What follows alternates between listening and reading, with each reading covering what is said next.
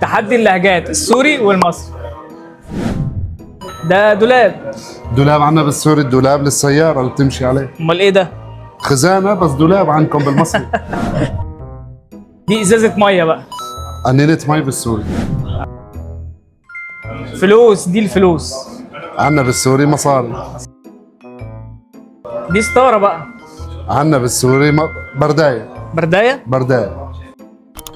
ده سند الملكيه بقى.